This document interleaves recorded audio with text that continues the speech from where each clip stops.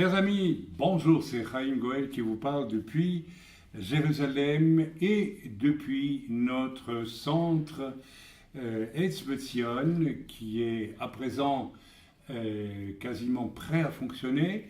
Il ne manque plus que quelques meubles, mais pour l'essentiel, les murs ont été repeints, les sols rénovés, les portes repeintes, enfin voilà, tout a été mis en état de façon à pouvoir fonctionner.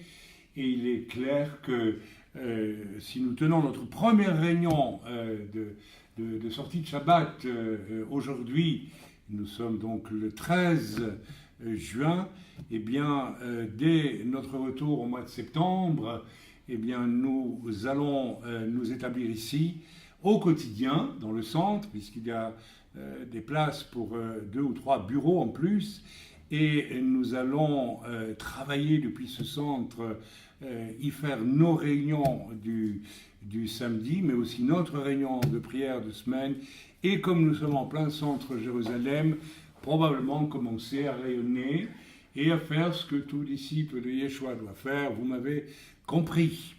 Bien, donc que Dieu soit loué, que Dieu soit béni. Nous allons de l'avant. Je ne cache pas que nous avons vécu pas mal d'attaques, d'oppressions, d'agressions même de la part de chrétiens bizarres, étranges ces derniers temps, mais nous y avons vu évidemment une tentative de l'ennemi de nous perturber, de nous occuper, de nous faire passer peut-être même des nuits blanches, bien des attaques auxquelles il faut s'attendre lorsque l'on va de l'avant. Et puis surtout, il y a ce centre, bien sûr, où nous nous trouvons ce soir, mais il y a aussi tout le prophétique qui a été relâché. Il y a un prochain séminaire sur le couple, il y a une formation aux marchands qui est en route. Il y a beaucoup de choses, de gros chantiers, entre guillemets, qui sont là, dans lesquels nous entrons maintenant. Et évidemment, nous demandons la prière de tous nos amis, de tous nos bien-aimés pour pouvoir aller de l'avant. Que Dieu soit loué, que Dieu soit béni financièrement. Nous sommes en équilibre par rapport au centre, ce qui est un grand miracle, puisque nous n'avons pas fait en obéissance au Seigneur un appel général, mais nous l'avons limité aux gens dans l'œuvre, et toutes les finances qui ont été nécessaires à l'ouverture de ce centre ont été produites à l'intérieur de l'œuvre même, ce qui est extraordinaire parce que quand je considère les chiffres, je me dis que vraiment Dieu est grand d'avoir suscité de tels moyens quand même assez importants uniquement par les gens dans l'œuvre. Certes, nous ne sommes pas que quelques-uns, mais quand même, c'est tout à fait extraordinaire. Frères et sœurs, nous vivons des temps absolument particuliers. J'ai annoncé que le Seigneur m'avait annoncé, lui, que nous étions en route pour un jour prochain la fermeture de notre site. Je tiens à préciser que je ne sais pas quand il va être fermé. J'attends clairement que Dieu me donne, disons, un ordre précis. Je me demande aussi si ce site ne va pas être fermé par la force des choses, considérant ce qui va se passer, ce qui va survenir à partir du mois de septembre. Nous en avons parlé largement sur le site et nous avons, en priant, reçu, avec notre frère Tony notamment, qu'il fallait à présent nous taire concernant septembre. Par contre, je viens de faire l'annonce sur ce site, eh bien que j'allais relâcher un message d'une extrême importance à mes yeux, et je crois qu'il vient du Seigneur, bien sûr, concernant ce qui va arriver après les événements de septembre. Alors, ça ne se limitera pas au mois de septembre, puisqu'il s'agit de troubles internationaux, de guerres et de choses terrifiantes qui viennent. Mais il y a un après. Donc, ce qui vient à partir de septembre va, je le dis avec beaucoup de tristesse, mais néanmoins, je dois le dire tel quel, va donc, ce qui va survenir à partir de septembre, va provoquer probablement de grandes souffrances sur la terre. Je ne rentrerai pas dans les détails par pudeur, mais vous m'avez compris. Oui, il y aura des morts, il y aura beaucoup de souffrances, des famines, des troubles. Bon, je n'en dis pas plus. Je vous renvoie à ce qui a déjà été relâché sur le site à ce sujet. Mais ensuite, l'humanité qui sera profondément traumatisée par ce qui vient, aspirera à la paix. Et je vais relâcher un message à ce sujet, comment ce qui va donc se passer et qui aura, à mon avis, quelque chose à voir avec la marque de la bête. Mais je vais vous relâcher un message auquel je ne l'ai pas habitué, car j'ai une analyse concernant l'image de la bête qui, pour moi, je le dis tout de go maintenant, est Marie, la Marie des catholiques, qui est, n'est-ce pas, ce que l'on appelle la Reine du ciel, et au nom de laquelle une unité religieuse mondiale va se faire.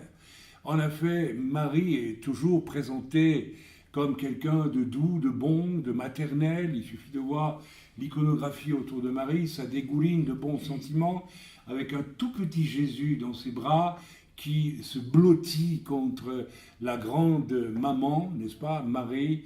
Et on comprend, n'est-ce pas, qu'après un temps de souffrance extrême sur la terre, les hommes aspireront désespérément à une forme de paix, de repos. Et vous savez, lorsqu'un homme est fatigué, ou bien qu'il est en fin de vie, ou qu'il meurt sur un champ de bataille, généralement c'est vers maman que vont verser ses pensées. Hein. Donc je pense que au-delà de l'aspect qui peut faire sourire et qui ne devrait pas nous faire sourire, eh bien, car pourquoi les gens dans des moments de détresse ne disent-ils pas « Papa, où es-tu » hein? Et voilà, je ne vais pas me lancer dans toute l'étude sur ce sujet parce que ça nous mènerait très loin, mais à travers une probable unité religieuse mondiale autour de Marie, et je viens de relâcher sur le site quelque chose qui va vous surprendre, à savoir qu'une, j'allais dire une synagogue, mais une mosquée, pardon, vient d'être consacrée à Marie, quelque part dans le monde islamique. Allez sur le site et vous verrez ce que j'y ai mis. Parce que Marie est vénérée dans le monde de l'islam. Et je n'en dis pas plus aujourd'hui parce que vous me direz, oui, mais alors les juifs, eh bien, vous seriez surpris. Et j'en parlerai, n'est-ce pas, lors de ce message que je vais enregistrer, je ne sais pas quand, mais en tout cas, dès que le Seigneur m'en donnera l'ordre, ou bien que j'en aurai le temps et que je sentirai l'agrément du Seigneur. Il s'agit donc de quelque chose qui va survenir après cette espèce d'énorme tribulation qui vient sur toute la terre maintenant. Et légitimement, si Marie est l'image de la bête, nous pouvons concevoir que si l'unité religieuse mondiale, qui doit s'accompagner d'une unité économique mondiale, qui doit s'accompagner d'une unité politique mondiale, avec, nous le savons, un antéchrist à sa tête, eh bien, on peut penser que si cela est l'étape après la grande souffrance qui vient pour toute la terre maintenant, eh bien, on peut penser que l'enlèvement de l'Église, et j'y pense pour ma part, peut se faire donc entre la fin de cette grande période de souffrance, de guerre, de tribulations énormes, de jugement de Dieu d'ailleurs, au travers desquels Dieu veut aussi avertir l'humanité qu'elle a à se repentir. Et entre cette période et l'apparition de cette unité religieuse mondiale autour du thème de Marie, qui est au fond le vrai Dieu des catholiques, bien plus que Jésus tout au fond, eh bien on peut penser que l'Église puisse être enlevée juste entre ces deux phases qui viennent. J'aimerais insister aussi sur le fait que le Seigneur, et je résume ici, nous dit quoi en ce moment concernant cette période de tribulation énorme qui vient en septembre. Mettez-vous en ordre. Et vous savez, je suis obligé de vous dire que selon ce que j'observe moi-même ces derniers jours, ces dernières...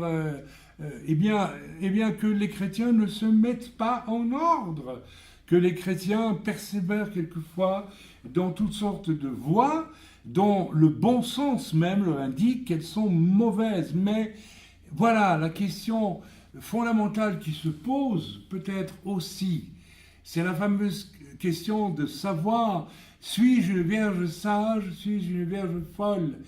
Et pour être une vierge sage, je pense qu'il faut être né de nouveau d'une façon inconditionnelle, absolue, véritable. Nouvelle naissance qui installe en nous un radar spirituel qui nous empêche d'aller dans certaines choses, dans certaines directions et qui sont mauvaises, qui sont des compromis avec le monde, qui sont des compromis avec la parole de Dieu. Et il y a beaucoup de compromis avec la parole de Dieu parmi le peuple chrétien. Je ne me lasserai jamais de diffuser le séminaire sur le couple parce que, eh bien, je suis toujours étonné de voir à quel point dans le monde chrétien on est éloigné de la parole de Dieu dans ses profondeurs véritables lorsqu'elle parle de l'homme et de la femme, du mari et de l'épouse. Le nombre de chrétiens qui n'ont pas accès aux vérités profondes de ces vérités bibliques est énorme, et il est énorme aussi du fait que, tout au fond, beaucoup ne cherchent pas ces vérités profondes, parce qu'au fond, ils ne les veulent peut-être pas, tout simplement. Alors, mes amis, les temps que nous vivons sont tellement importants, le Seigneur n'a cessé de répéter au cours des dernières semaines, purifiez-vous, mais purifiez-vous, c'est pas seulement ne plus mentir, ne pas tricher, ne pas voler, ne pas regarder de choses impures sur sa télévision ou que sais-je d'autre, mais c'est beaucoup plus que cela, c'est chercher à adhérer vraiment à la parole de Dieu pour ce qu'elle est, et pas pour ce qu'on se contente qu'elle soit. Quand Yeshua Pessah a dit « Prenez ce pain et mangez, ceci est mon corps », il voulait dire par là « Mangez-moi », c'est-à-dire « Mangez toute ma parole », puisque Jésus est la parole. Alors, nous sommes tellement éloignés, très souvent, de sa parole. Les temps sont courts, purifiez-vous.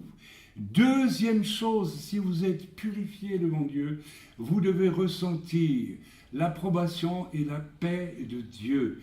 Si vous avez cette paix, vous pouvez aller sans aucune difficulté vers les temps horribles qui viennent sur la terre, et non seulement les traverser en paix, quoi qu'il vous arrive, que vous viviez ou que vous mouriez, qu'importe, mais en plus, troisième chose, vous devez aussi vous préparer à être, si vous êtes en paix, si vous êtes un purifié, deux en paix, à être utilisable par Dieu pour les âmes perdues, parce que ces jugements terribles qui viennent sur la terre ont un but, c'est de mettre les gens devant des choses tellement énormes qu'enfin ils prêtent attention au fait qu'il y a autre chose que la recherche d'un quotidien confortable, facile, égoïste, avec les petits plaisirs du monde et que sais-je d'autre. Voilà, frères et sœurs, j'en ai dit assez sur ces choses maintenant, et j'en viens au message de ce soir qui tire sa source de ma lecture que j'ai faite hier dans Jean au chapitre 19 et au verset 7. Et nous allons simplement lire ce verset 7 qui, lorsque je l'ai lu, m'a bouleversé, et je vous le lis. Donc, Jean chapitre 19 et verset 7. Les Juifs lui répondirent, donc ils répondent ici à Pilate, qui ne veut pas crucifier Jésus parce qu'il ne trouve chez lui rien à lui reprocher, mais les Juifs lui répondirent, nous avons une loi et selon notre loi, il doit mourir parce qu'il s'est fait fils de Dieu. Parce qu'il s'est fait fils de Dieu. Jésus ne s'est pas fait fils de Dieu, il était fils de Dieu, il est Dieu. Il est du divin. Et je vais vous le démontrer par quelque chose de simple et de facile. Et je vous demande de m'écouter. Et j'espère, amis juifs qui venez sur ce site, parce que je sais que quelquefois, certains d'entre vous venez sur ce site, que vous allez écouter ce que le Seigneur m'a mis à cœur, n'est-ce pas, sur cela. Alors, nous avons ici une discussion, je vais partir d'une anecdote. Au cours de cette semaine, j'ai donc dû aller chez comme j'oubliais le mot, j'ai dit à mon épouse, une lunettiste, une opticienne donc, qui doit remplacer les verres griffés de mes lunettes. Et cette femme est comme beaucoup de juifs ici, en grand questionnement, et nous n'avons pas eu peine, n'est-ce pas, à constater avec elle que le monde devient absolument ingouvernable et fou, et devient comme un gouffre inquiétant, ou bien un horizon inquiétant, effrayant même. Et donc, nous en sommes venus à parler du Mashiach, parce que nous en sommes venus non pas à parler du Mashiach, mais du fait que, et l'a admis sans difficulté, que les temps sont tellement troublants aujourd'hui que l'on se rend bien compte, sans être même rempli du Saint-Esprit, eh bien que, je le lui ai dit, et elle a acquiescé, que seul Dieu peut maintenant sauver la barque du vaisseau de terre. Et elle a dit, vous avez raison, les hommes sont fous et l'humanité est folle. Elle conduit la Terre au désastre et même les païens le disent. J'ai lu un article de Guy Millière et je l'ai mis sur le site hier, je pense, qui le dit clairement, n'est-ce pas? C'est une évidence, la Terre est devenue déraisonnable et ingouvernable. Et bien sûr, nous savons, nous qui sommes enfants de Dieu, que Satan est libre en ce moment de conduire la Terre dans le gouffre le plus déraisonnable pour justement la mettre en esclavage via l'Antéchrist. Donc, la terre, me dit-elle, vous avez raison, il n'y a plus que Dieu qui peut sauver la mise. Alors évidemment, j'en ai profité pour parler du Mashiach. Et l'occasion était rêvée pour introduire le fait que le Mashiach ne pouvait pas être un simple homme, mais devait être d'essence divine, puisque seul Dieu peut sauver les meubles aujourd'hui. Si le Mashiach vient, il faudra bien qu'il soit d'essence divine. Une notion que les Juifs n'acceptent pas du tout. Et je me reporte à ce que je viens de lire. Certains Juifs, le Sanhédrin, les pharisiens, ont dit il faut tuer Jésus parce qu'il s'est fait fils de Dieu. Donc la notion d'un Messie qui soit fils de Dieu ou Dieu lui-même ou l'essence divine leur était quelque chose qui n'existe pas pour eux. Effectivement, lorsque l'on observe dans le milieu juif religieux, eh bien, on se rend compte qu'il y a toutes sortes de définitions concernant le Mashiach. Le Mashiach, alors je n'ai pas fait l'inventaire là avant de préparer ce message, mais j'ai entendu beaucoup de choses, énormément de choses, et il y a donc une espèce de diversité énorme. Alors il y a aussi un discours qui veut que Mashiach est quelqu'un qui vient sauver quelque chose. Donc le roi David était Mashiach, donc Moïse est Mashiach, donc un homme qui apporte quelque chose, un grand sadique peut devenir Mashiach. Donc de là à penser que peut-être dans l'esprit de certains rabbins qui se consacrent profondément, n'est-ce pas, à Dieu à leur façon, eh bien que dans l'esprit de certains de ces rabbins, l'idée d'être peut-être un Mashiach n'est pas du tout de l'ordre de la fantaisie, mais alors je vous demande de faire un effort de compréhension. Vous, en tant que croyant en Yeshua, vous êtes persuadé que c'est seulement Yeshua qui est le Mashiach, mais eux, non. Ils ont toutes sortes d'idées sur le Mashiach et pas celle-là.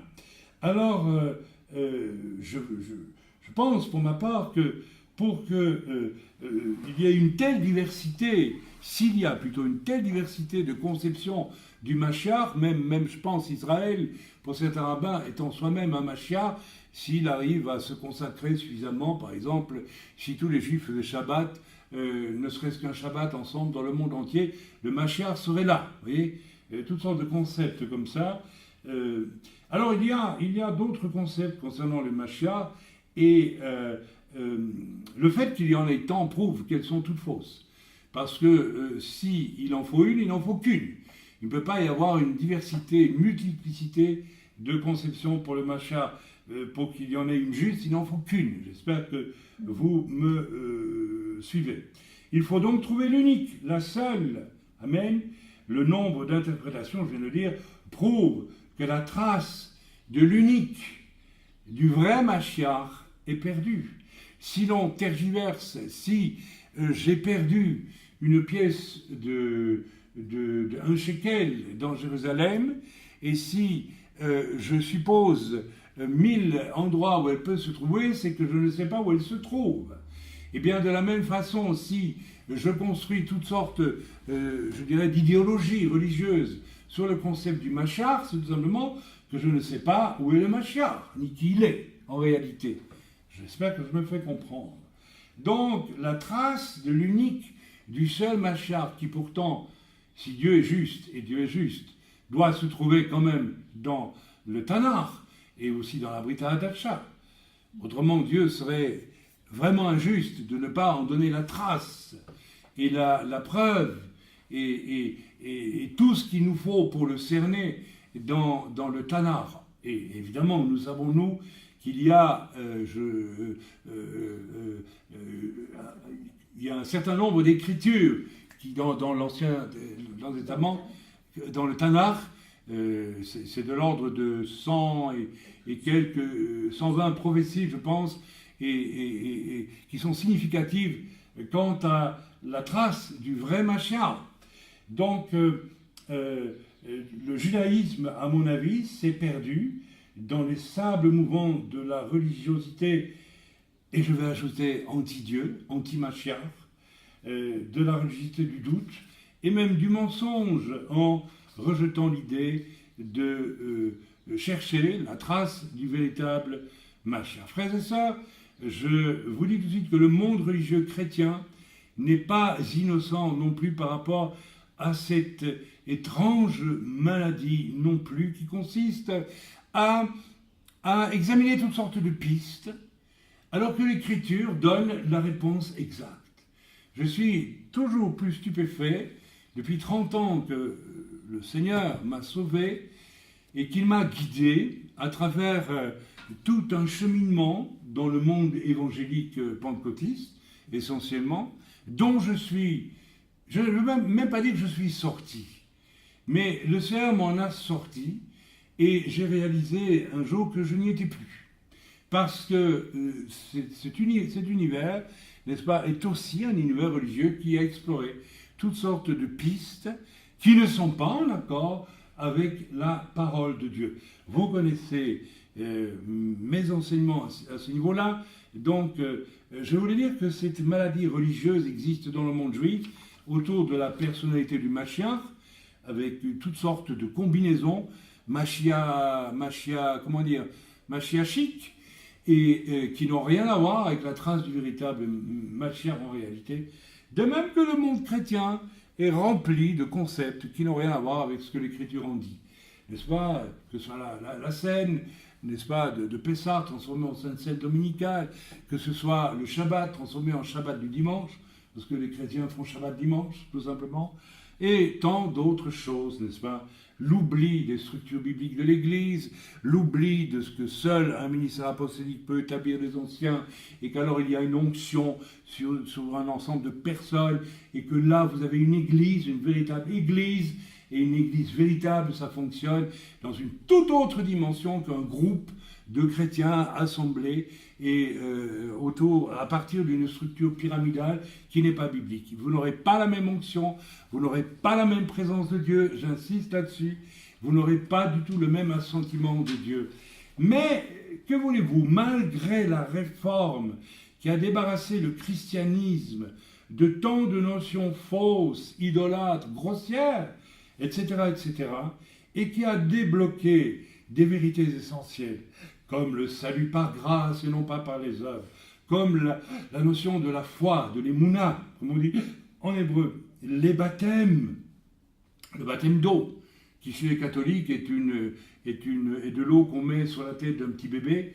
Évidemment, c'est peut-être à cause des bébés qu'on a commencé à baptiser comme ça chez les catholiques, parce que pour qu'un bébé qui a 2 semaines ou 3 semaines s'immerge lui-même dans une bassine sans se noyer, un véritable mikvé, ça serait...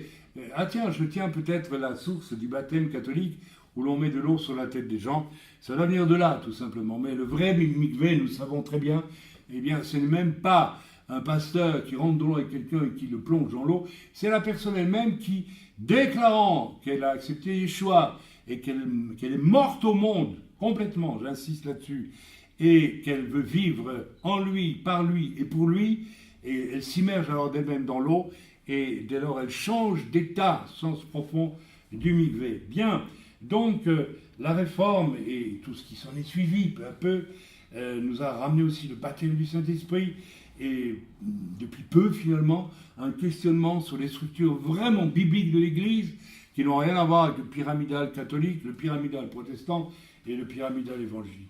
Et toutes sortes de choses que la réforme et dans le fil de la réforme, eh bien, des vérités essentielles nous ont été rendues. Et pourtant, comment ne pas se rendre compte qu'il y a tant d'establishments chrétiens qui encore aujourd'hui, un establishment au fond vieux de 2000 ans quelque part, s'entêtent dans bien du faux encore. Mes amis, qu'il semble long pour certains, le chemin du retour aux racines juives est véritable de la Brit Hadasha, sans folklore, sans orgueil, sans vanité, je vais le dire, judaïsante, n'est-ce pas, qui rend de vulgaire, n'est-ce pas. Vous savez, on peut mettre un talit et le faire sans être, comment vais-je dire, trouble dans son comportement. On peut mettre un talit et être extrêmement trouble dans son comportement. Vous me comprenez et je vous comprends. Et cependant, n'est-ce pas, je l'ai dit, qu'il semble long le chemin du retour aux racines véritables de la Keïla, sous base juive bien sûr, par la force des choses. Et cependant, n'est-ce pas, ce retour s'effectue inlassablement et rien ne pourra l'arrêter aujourd'hui et il continuera à se faire, je pense, jusqu'à l'enlèvement de la Keïla. Et on pourrait se poser la question, c'est une question qu'on se pose, n'est-ce pas, qui va être enlevé? Alors je pense qu'il y a aussi parmi les chrétiens qui ne sont pas enseignés sur les racines juives de la Brit Hadasha, du Nouveau Testament, il y a aussi évidemment nombre de chrétiens sincères qui aiment profondément le Seigneur, ils seront enlevés. Vous savez, c'est ainsi que va l'homme. Dieu parle et la Bible, c'est le discours de Dieu depuis très longtemps. Et je suis pour ma part heureux. Franchement, je suis content de dire que Dieu a mis dans mon cœur ce désir farouche. Vous savez, avant ma conversion, j'étais un anarchiste, mais pas un anarchiste politique, un anarchiste de conscience. C'est pas parce que je refusais tout ce qui voulait m'embrigader dans quelque chose qui n'était pas vrai. Et vous savez, j'ai traversé des milieux de gauche et d'extrême gauche, jamais de milieu de droite et d'extrême droite. Je venais d'une famille, disons plutôt de droite, bourgeoise de droite, et j'ai traversé, évidemment, non pas par réaction, mais parce que j'ai cru qu'il y avait un idéal de vérité dans ces milieux de gauche et même d'extrême gauche. Et j'y ai trouvé la pire des pourritures parfois. Vous savez, quand l'homme veut faire l'ange, il fait la bête, croyez-moi. Donc, je bénis le Seigneur parce que, ayant toujours été une espèce d'anarchiste de conscience, eh bien, j'ai continué à l'être par la grâce de Dieu depuis que j'ai rencontré Yeshua. Et cela m'a permis d'avoir ce bonheur de chercher dans l'Écriture, parce que pour moi, c'est le miroir de Dieu, tout simplement, si je me fais comprendre d'une certaine façon. C'est pas, je ne peux pas dire que, je ne sais pas, mais l'Écriture renferme encore bien des mystères d'ailleurs, Et oui, on peut considérer que c'est comme un miroir de Dieu et qu'il nous faut chercher à comprendre vraiment ce que Dieu a dit et veut, n'est-ce pas, au travers de l'Écriture, en n'ayant aucune crainte que celle-ci remette en question ce qu'il y a de convictions fausses construites par le monde religieux. Mais revenons maintenant au Mashiach, au Messie, dans la discussion avec ma lunettiste, mon opticienne dont je vous parlais au début de ce message. Alors, j'ai continué cette discussion, donc je résume. Elle le dit elle-même, on est devant quelque chose d'effrayant, elle le ressent elle-même, nous sommes devant quelque chose d'atroce qui va survenir sur toute la terre, et il n'y a plus que Dieu pour sauver le bazar, comme on dirait chez nous en Belgique, à Bruxelles. Je ne vous ferai pas avec l'accent belge, vous m'en voudrez pas, mais pour sauver le schmilblick, pour sauver, n'est-ce pas, toute cette terre qui descend dans le gouffre. Elle le dit elle-même. Alors, j'ai embrayé sur le Messie. J'ai dit, mais attendez, alors le Messie, puisque c'est seulement Dieu et que c'est le Messie qui va sauver la mise, c'est ce que les Juifs disent aussi, que le Messie va sauver la mise, que le Messie va sauver la situation. Donc, si le Messie, il n'y a que Dieu qui peut sauver la situation, le Messie qui vient est fatalement divin. On n'a pas le choix. Alors, je lui ai parlé des 90 faux, des 90, pardon. La plupart d'entre vous êtes français. Moi, je parle belge. Alors, chez nous, 90, c'est 90. Donc, si vous m'entendez dire 90, 90, eh bien, s'il vous plaît, traduisez en 90 de vous-même.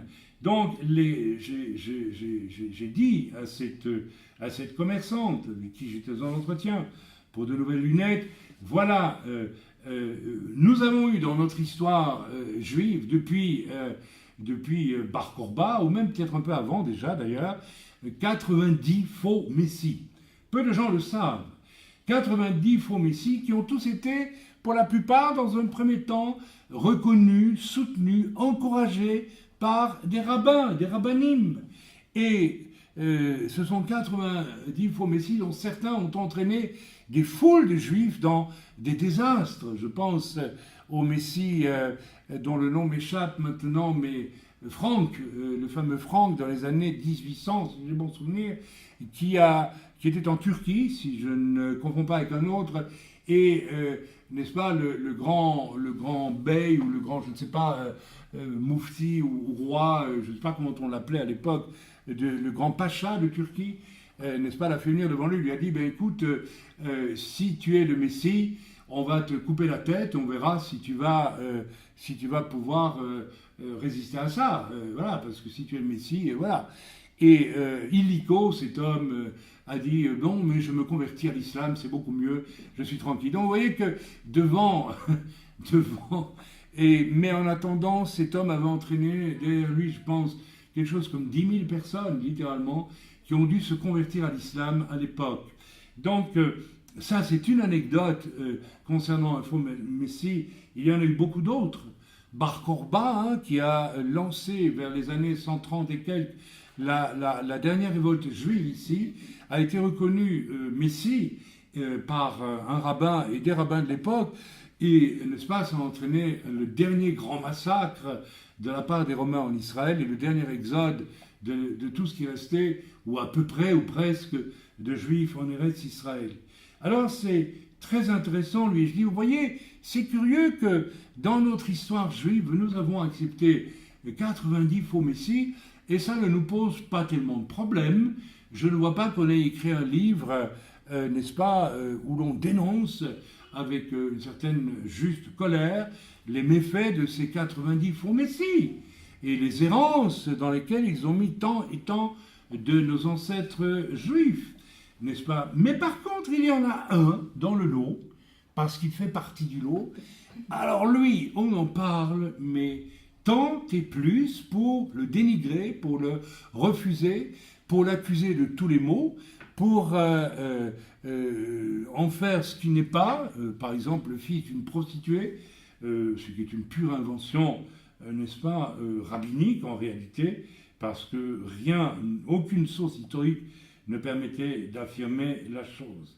Un seul est vécu un peu ou pas du tout n'est-ce pas, comme quelqu'un qui en plus, lorsqu'il est venu, et ça c'est intéressant, ne s'est pas trouvé soutenu par un seul rabbin de l'époque, par un seul membre du Sanhédrin, par exemple, sauf, mais d'une manière discrète et secrète et très retenue, peureuse, craintive, de la part d'un homme comme Nicodème, qui faisait partie du Sanhédrin, et aussi de Gamaliel, qui a eu une parole d'une grande sagesse que vous connaissez tous, disant « mais laissez-les faire ». Et ça, c'est après Jésus, c'est après la mort, la résurrection de Jésus, que Gamaliel a parlé dans le livre des Actes, où il dit, n'est-ce pas, concernant l'œuvre d'évangélisation des apôtres ici à Jérusalem, qui était d'ailleurs pleine de succès, mais laissez-les faire, si cette œuvre vient de Dieu, eh bien, vous ne pourrez pas l'arrêter. Par contre, si elle ne vient pas de Dieu, elle sera détruite. Donc, on ne peut même pas dire que Gamaliel ait soutenu Yeshua. Gamaliel devait être vivant du temps de Jésus, mais on ne sait pas du tout quelle a été sa position vis-à-vis de Yeshua avant sa mort et sa résurrection. Voilà. Mais Nicodème va donc soutenir, ressentir que Jésus pourrait très bien être celui qui, mais il va, n'est-ce pas, vivre cette reconnaissance comme quelque chose de très, très timide. On peut lire ça au verset 38 donc, du chapitre 19. Voilà, alors lisons ensemble au verset 38 du chapitre 19. La chose se situe après la mort de Yeshua. Et il est dit ici, après cela, Joseph d'Arimathée, qui était disciple de Yeshua, mais en secret par crainte des Juifs, demanda à Pilate la permission de prendre le corps de Yeshua, et Pilate le lui permit. Il vint donc et prit le corps de Yeshua. Nicodème, qui auparavant était allé de nuit vers Jésus, vint aussitôt, apportant un mélange d'environ 100 livres de myrrhe et d'aloès, etc. Il prit donc le corps de Jésus, et voilà, le préparèrent pour la tombe. Alors vous voyez que le soutien ici de Nicodème, qui fait partie du Sanhédrin, et qui n'a pas pu d'ailleurs empêcher que l'on crucifiât Jésus, qui n'a pas pris vraiment ouvertement position pour lui, il a essayé timidement, mais pas à fond, pas véritablement.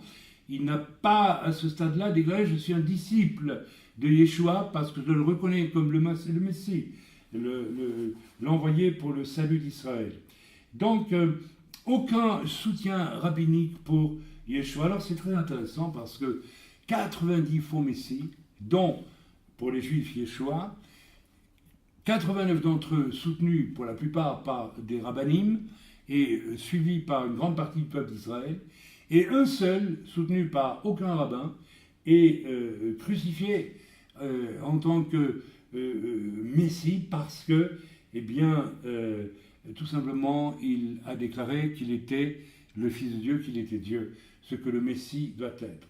Je reviens maintenant sur l'angle d'attaque que j'avais donc utilisé avec cette commerçante. Le monde devient fou, le monde des humains est complètement détraqué, il est effrayant. On discerne tous, croyants, non-croyants, païens, que sais-je, que le monde va dans un gouffre. Donc seul Dieu peut sauver la mise, n'est-ce pas? Elle m'a dit, ben oui, effectivement, il n'y a que Dieu qui peut le faire. Et cela va être encore bientôt bien plus évident, excusez-moi. Donc, je faisais un aparté, mais je laisse de côté. Donc, lui ai dit, le Messie ne peut être un simple homme, ne peut pas être un simple homme, c'est impossible. Et elle m'a dit, vous avez raison, il ne peut qu'être d'essence divine. Elle m'a dit, vous avez raison. Alors, je fais ici un aparté, je reviens dessus. J'étais surpris, peut-être pas si surpris que cela, en allant sur le site du Rav Dinovitz, que la plupart d'entre vous connaissez, que je connais, que j'ai écouté plus d'une fois. J'ai eu envie d'aller écouter ses cours et le Seigneur ne m'a jamais permis de le faire. Parce que le Seigneur a ses raisons, et je crois que de toute façon, je ne serais pas parvenu à quelque chose de mon point de vue. Même si je trouve certains de ces shiurim très intéressants et qui nous conduit dans des pistes tout à fait intéressantes, le nombre de fois où j'ai eu envie de crever l'écran de mon ordinateur pour aller parler au Rav Dinovitz et lui dire mais vous venez pour le moment là avec ce que vous venez de dire de parler de Yeshua. En réalité vous parlez de Yeshua régulièrement en creux dans vos messages si l'on veut prendre la peine de vous écouter et vous ne vous en rendez pas compte ou vous refusez de vous en rendre compte et c'est une évidence, c'est une évidence, mais voyez-vous cette évidence je crois et n'est pas tellement évidente, ni tellement intéressante pour la plupart des chrétiens qui vont, et des juifs bien sûr, qui vont écouter le Rav Dinovitz. Ce qui fascine chez le Rav Dinovitz, c'est le côté fascinant d'un intellect extrêmement délié qui permet de vous conduire dans des choses où vous n'étiez jamais allé avant. Mais au fond, c'est un couloir sans fond et sans fin, quand on veut bien voir les choses en face. Alors je reviens sur ce qui m'a troublé dernièrement, c'est que tout à fait par hasard, non, mais je suis allé sur son site, j'ai voulu écouter un message, je n'ai pas eu le temps, mais par contre j'ai regardé un peu les commentaires et j'ai vu qu'il était écrit « Cher Rav, vous êtes extraordinaire ». Alors il faut se méfier, n'est-ce pas, quand, n'est-ce pas, il y a ce côté extraordinaire qui intervient, mais passons, c'est vrai que il y a aussi des gens qui disent de moi, avec beaucoup de gentillesse, frère, c'est formidable ce que vous relâchez, et il faut toujours prendre garde à ce genre de choses, d'autant plus que quelquefois les gens qui vous montent au pinacle vous descendent à la cave 2 jours après. Donc voilà, c'est juste une remarque de bon sens que je fais. Mais dans les commentaires faits pour le Rav Dinovitz, il y avait donc une personne disant « Vous êtes tellement extraordinaire que vous conduisez par vos enseignements au dévoilement du Mashiach ». Et juste en dessous, un autre, n'est-ce pas, commentaire disant « Si vous n'êtes pas vous-même tout simplement le Mashiach ». Et où je crois peut-être même que la personne était plus affirmative « Et vous êtes, vous, le Mashiach ». Ou quelque chose de cet ordre-là. Alors, les gens ont le droit d'écrire ce qu'ils veulent au Rav Dinovitz, mais moi, à sa place, j'aurais répondu à ces affirmations, et il n'y répond pas. En tout cas, je n'ai pas vu, moi, de réponse. Alors, je me suis posé la question, Yeshua n'est pas le Messie pour le Rav Dinovitz, ça c'est certain, il n'en veut pas, et il y a eu 90 faux Messies jusqu'à aujourd'hui, des hommes, tout simplement, juifs pour tous, de toute façon, et peut-être pense-t-il, il y a eu toute une série d'erreurs, ou pour des raisons X, Y, Z que je ne peux pas contrôler, qui réfèrent peut-être à la Kabbale ou à telle ou telle chose, etc., etc., eh bien, ils se sont trompés, mais ce n'est pas pour autant que le Messie homme, qui n'est pas fils de Dieu, ni Dieu lui-même, peut apparaître en la fin des temps. Et comme il ne répond pas, n'est-ce pas, lorsqu'on lui dit « vous êtes peut-être le Messie », eh bien, je pense tout simplement que dans son esprit, il se dit « après tout, peut-être, je ne vais pas le dire, parce que ce serait manquer de modestie, mais peut-être que c'est moi le Messie ». Alors, frères et sœurs, je ne suis pas en train ici de dire que le Rav Dinovitz a dit qu'il était le Messie, mais comme il ne répond pas, et vous savez, on connaît un petit peu l'adage qui dit « qui ne dit mot consent », il ne serait pas impossible, et dans sa logique à lui, de rabbin, n'est-ce pas, orthodoxe, qui pense que peut-être il est le Messie. Après tout, il n'y a pas très longtemps, un rabbin, n'est-ce pas, Lubavitch, Schneerson, qui a été déclaré Messie par tout son mouvement, et il est mort, nous le savons aujourd'hui. Donc, frères et sœurs, voilà, ça c'était une parenthèse pour vous prier vous demander d'être peut-être extrêmement prudent dans les temps où nous sommes, parce qu'il est évident que certains chrétiens se laissent avaler complètement par, n'est-ce pas, une séduction, il faut bien le dire, et quand je pense à cette sœur du sud de la France ou de Corse, Antonietti, c'est cela, qui était protestante, mais quel genre de chrétienne était-elle, et qui en arrive, qui a accepté d'abord de devenir ce que Dynamite s'appelle une batte noire, une fille de Noé, pour ne plus être disciple de Jésus et chrétienne, n'est-ce pas? Donc adepte des lois noachides, et puis bien sûr, après le passage dans la case noachide, on passe à la case conversion au judaïsme, et là, on déclare ouvertement que non, Jésus n'est pas le Messie. Frères et sœurs, ce seul Messie qu'Israël pouvait, peut, devait et doit recevoir est un Messie divin et pas seulement humain. C'est tout simplement impossible.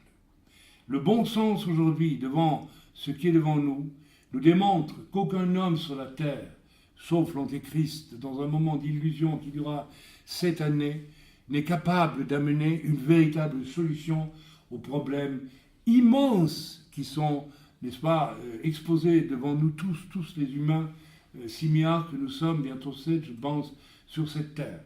Aucun humain n'en a la capacité. Et donc, je déclare ici que le seul Messie qu'Israël et le monde pouvaient, peut toujours, devait et doit toujours recevoir, et le seul Messie qu'Israël avait et qui aura quelque chose de divin, n'est-ce pas? Eh bien, c'est Yeshua, par la force des choses. Et comme Dieu est Echad, absolument Echad, et que le Messie doit avoir une capacité divine, doit être divin, eh bien, puisque Dieu est Echad, n'est-ce pas?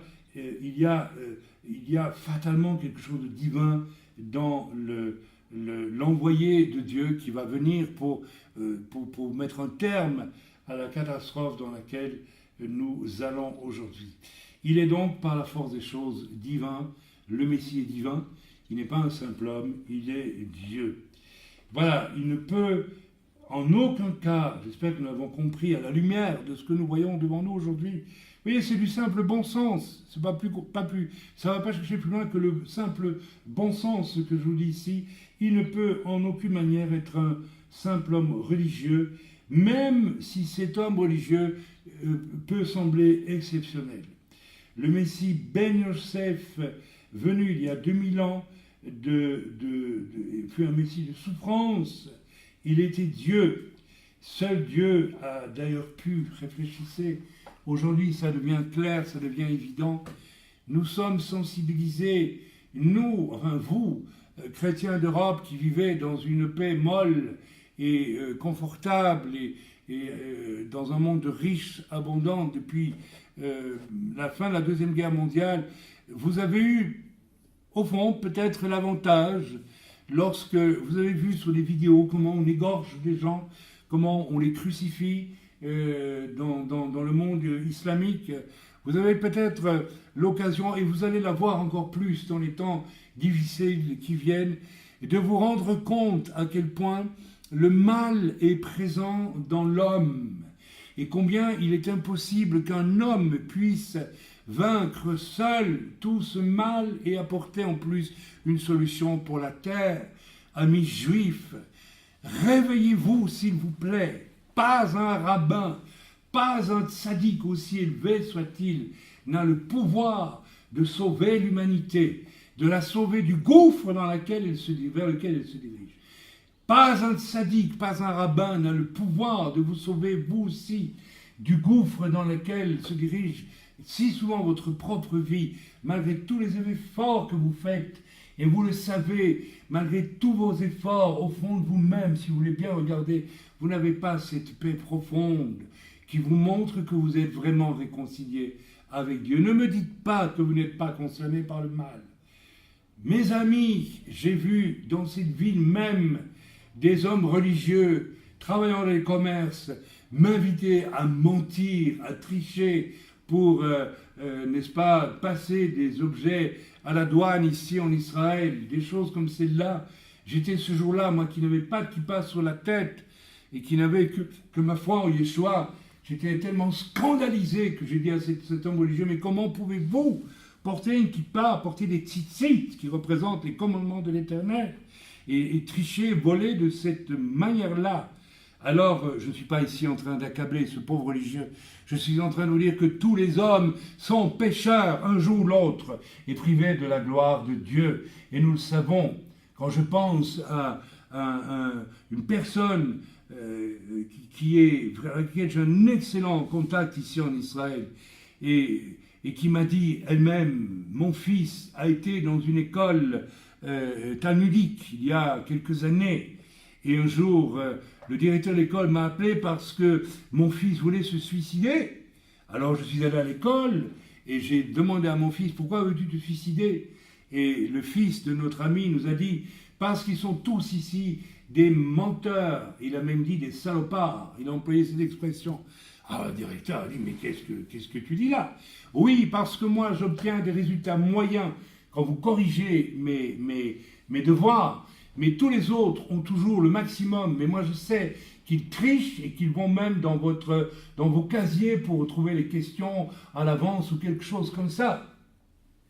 Alors le rabbin, le directeur de cette école, a dit au papa du jeune homme en question, qui lui avait un amour de la vérité et ne voulait pas tricher et était victime de son honnêteté.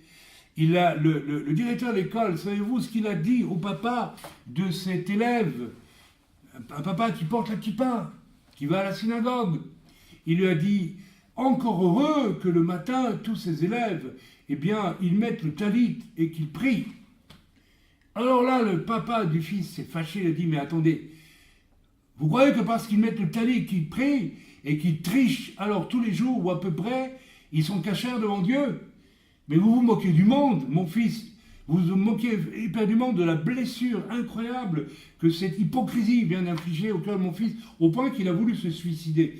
Frères et sœurs, des choses comme celles-là existent dans tous les milieux religieux. Et je parle ici aussi des milieux religieux quand j'apprends, n'est-ce pas, qu'une jeune fille est violée à l'âge de 15 ans dans une église évangélique pentecôtiste.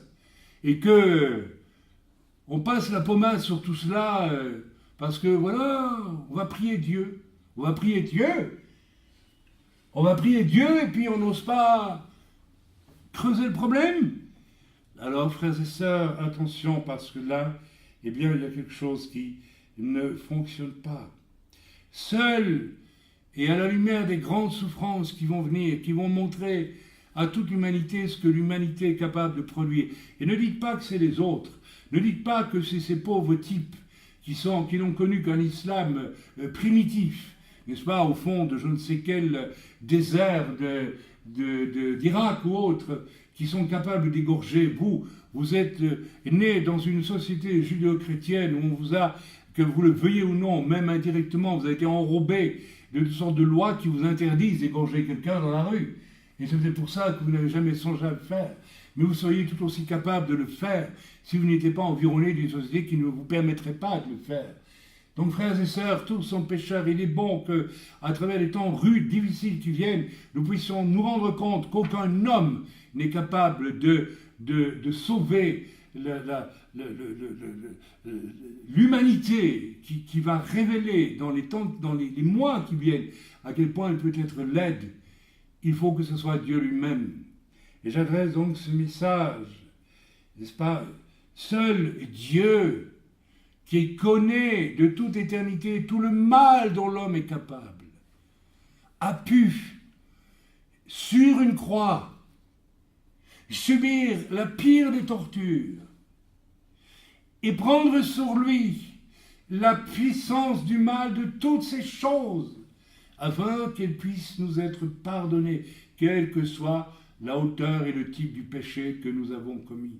Amis juifs, commencez-vous à comprendre qu'il faut un être divin, d'une force divine, d'une capacité divine qu'aucun homme ne possède, pour racheter l'humanité et pour lui donner une porte de sortie face à l'horreur absolue du mal, qui est incarnée par l'enfer dont personne ne veut plus entendre parler aujourd'hui, mais dont on sait que beaucoup y vont et y descendent, dans l'horreur la plus absolue.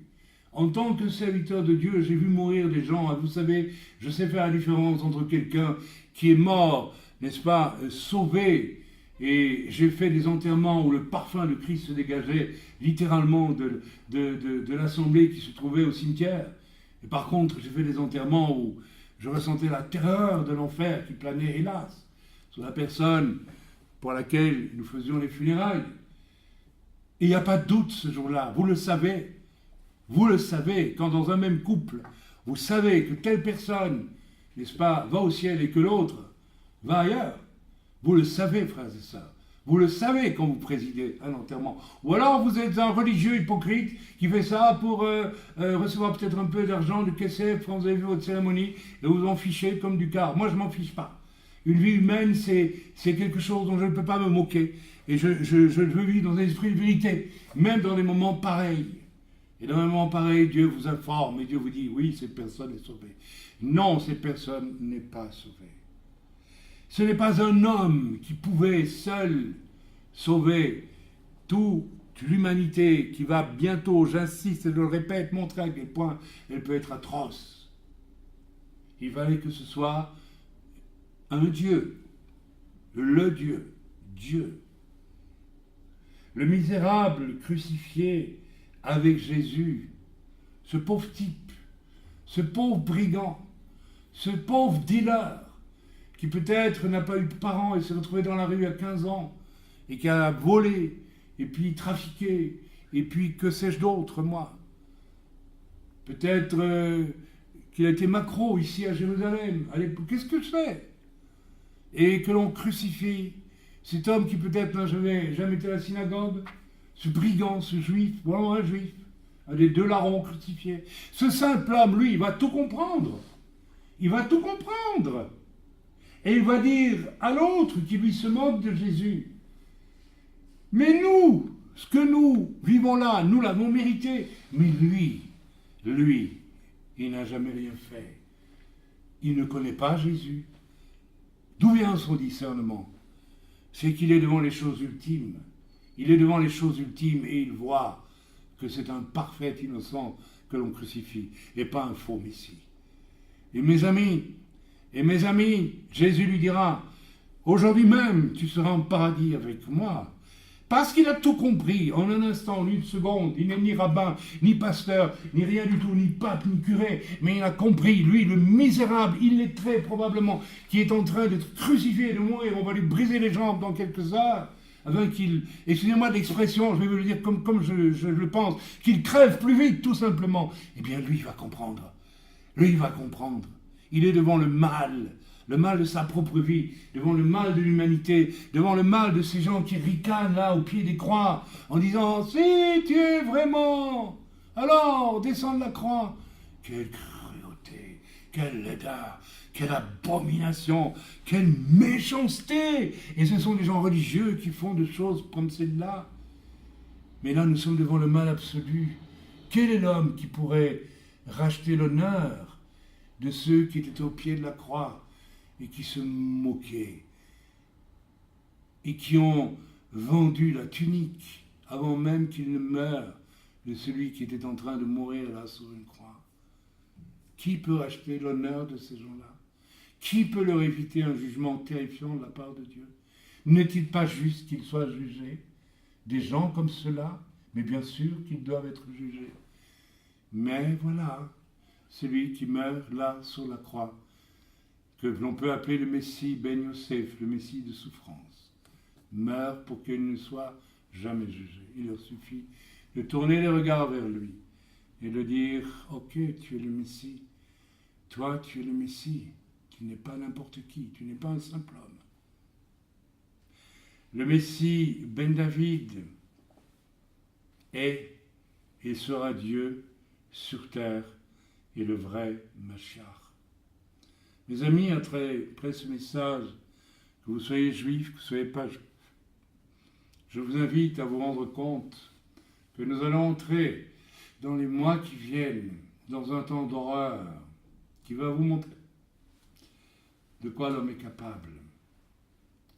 Et vous allez comprendre qu'aucun homme ne peut sauver cela, qu'aucun homme ne peut éponger les dettes morales, les dettes de toutes sortes, qui vont être faites là par l'humanité, qui vont être créées là par l'humanité. Et ces dettes-là sont peut-être encore que peu de choses à côté de la montagne de dettes que l'humain a vis-à-vis de Dieu, vis-à-vis de son frère, l'homme sur cette terre. Tant de meurtres, tant de viols, tant de vols, tant de mensonges, tant d'horreurs, tant de... Il y en a eu tant. Si tu as faim de vérité, tu dois admettre qu'aucun homme ne va pouvoir apporter la solution. Et je vous préviens, il va venir un homme qui dira avoir la solution. C'est un menteur. C'est un fils du diable. Et le diable est menteur dès le début, nous dit l'Écriture. La vérité, c'est que c'est tout Mashiach et rien que Mashiach, donc Yeshua. Je vous invite à vous repentir aujourd'hui, aussi bien si vous privilégiez vos tics et concepts religieux, humains, qu'ils soient juifs, qu'ils soient évangéliques ou autres, même s'ils sont brillantissimes, ils vous semblent extraordinaires, n'est-ce pas, et qui vous empêchent en fait de libérer votre cœur de l'oppression qui l'oppresse, et de libérer votre esprit afin qu'il puisse être, comment dire, ce milieu purifié, sensible, qui vous permet vraiment d'avoir une relation avec l'Esprit de Dieu. Alors voilà, si vous n'êtes pas sauvé, si vous n'êtes pas satisfait de votre vie religieuse, que vous soyez juif ou autre chose, je n'ai qu'une chose à vous dire. Accueillez Yeshua. Accueillez Yeshua, parce que ni votre rave, ni un pasteur, ni un curé, ni le pape, ni personne, ni même moi, je ne peux vous sauver. Et je ne peux par moi-même vous faire rentrer dans le salut. Il y a seulement si vous vous tournez du cœur, tout simplement, dès ce soir, maintenant, là où vous vous trouvez, vers Yeshua. Et que oui, si c'est toi, celui qui revient sous une apparence humaine, mais transfigurée, et si tu es le Fils de Dieu et tu es Dieu, sauve-moi s'il te plaît. Faites cela simplement ce soir. Et Dieu saura vous entendre, si du moins c'est avec votre cœur que vous le faites, comme un simple homme, comme, n'est-ce pas, ce condamné, ce misérable, cet illettré, cet homme probablement méprisé de tout Jérusalem, qui ne mendiait pas, qui volait, et qui meurt sur la croix à côté de Jésus, et qui reconnaît en Jésus celui qui est parfait, et donc qui peut sauver. Seul Yeshua a été parfait. Seul Dieu est parfait. Et seul Dieu peut donc vous sauver, j'insiste. Alors laisse là ta religion. Laisse là tes illusions religieuses. Et simplement, mets ta vie dans les mains de celui qui veut te sauver. Amen.